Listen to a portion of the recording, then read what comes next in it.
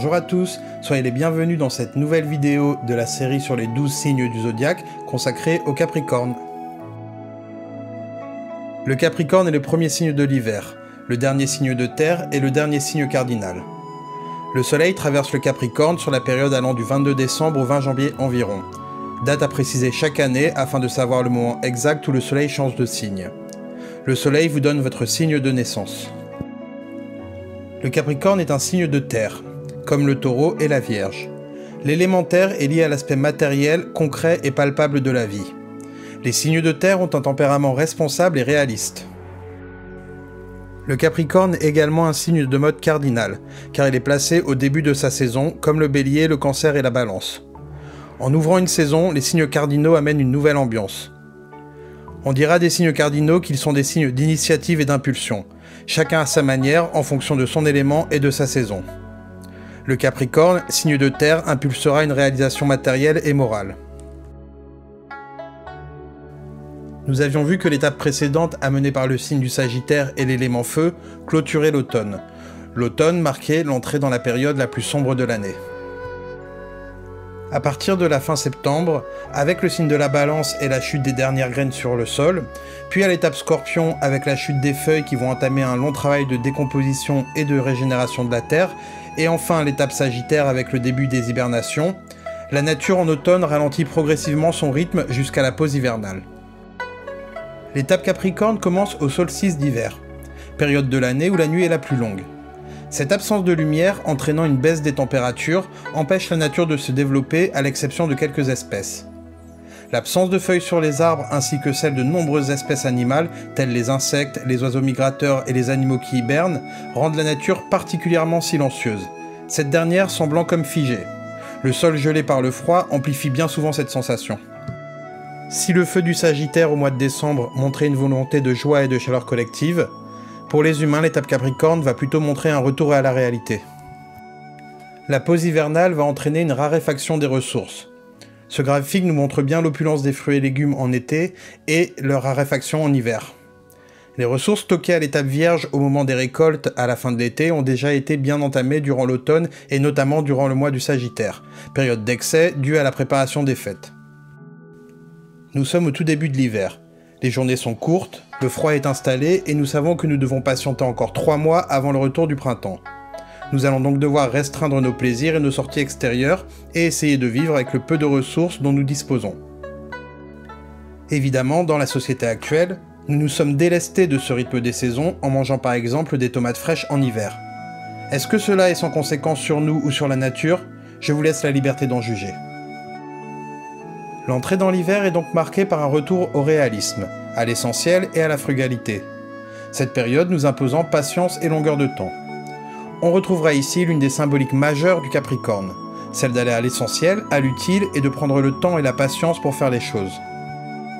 Dans nos vies à tous, le Capricorne ainsi que Saturne, sa planète maîtresse, correspondront aux périodes de responsabilité, de maturité, de solitude et de réalisation à long terme.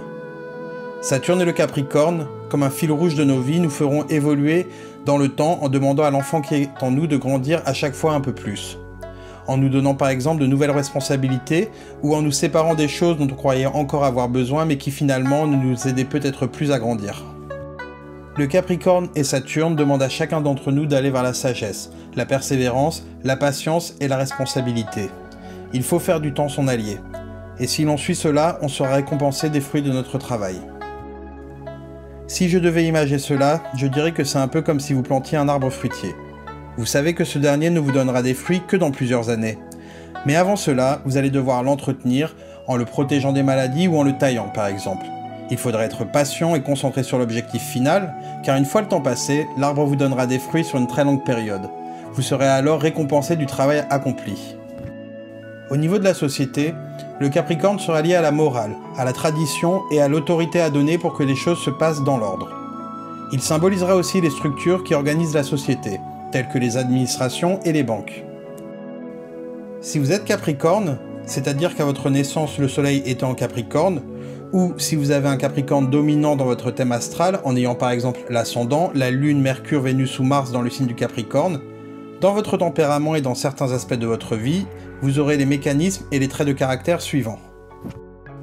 En harmonie, on retrouvera un côté réservé, pudique, profond, exigeant, sérieux, ambitieux, stable, silencieux, fiable, patient, responsable, assidu, méthodique, discipliné et persévérant.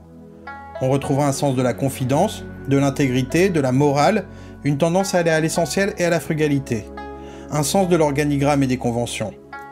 Vous êtes une valeur sûre, vous pouvez naître un peu coincé, mais vous allez vous libérer avec le temps. En dissonance, le Capricorne peut être froid, distant, rigide, coincé, rabat-joie, trop sérieux, asocial, méfiant et pessimiste. Vous pouvez manquer de souplesse et vous empêcher de profiter. Vous pouvez également voir les choses de façon trop négative et ainsi vous créer des sensations de manque ou de frustration. Essayez donc de ne pas être trop refroidissant et faites du temps votre allié. Si vous avez l'ascendant en Capricorne, vous renvoyez l'image de quelqu'un de fiable et discipliné. Vous pouvez par contre avoir une difficulté à vous ouvrir. Si vous avez la lune en Capricorne, vous avez une grande pudeur émotionnelle. Attention toutefois à ne pas trop plomber votre sensibilité par des préoccupations trop lourdes. Si vous avez Mercure en Capricorne, vous recherchez davantage la qualité des mots plutôt que la quantité dans votre façon de communiquer. Vous aimez être expert sur les sujets que vous abordez. Attention toutefois à ne pas être trop froid dans votre façon de communiquer et ni trop pessimiste dans vos réflexions. Vénus en Capricorne montrera une conscience de l'engagement à long terme d'un point de vue relationnel. Cette position peut aussi traduire une difficulté à ouvrir ses sentiments. Enfin, Mars en Capricorne vous donnera énormément d'endurance au niveau de votre volonté et de votre corps physique, mais également une tendance à inhiber son action, à la différer. La planète maîtresse du signe du Capricorne est Saturne. Elle est donc dominante pour les Capricornes et ascendant Capricorne. Au niveau du corps humain, le Capricorne est lié aux articulations, notamment aux genoux, au squelette, aux os, aux dents, à la peau, aux cheveux et aux ongles. Le signe opposé mais complémentaire au Capricorne est le Cancer. À eux deux, ils forment l'axe parental. Le Cancer symbolisant la protection familiale et le Capricorne correspondant aux règles éducatives que l'enfant reçoit. Ces deux signes forment également un axe racine-réalisation. Le Cancer symbolisant le terreau familial dans lequel on a grandi, et le Capricorne correspondant à la place que l'on va atteindre dans la société en partant de nos racines familiales.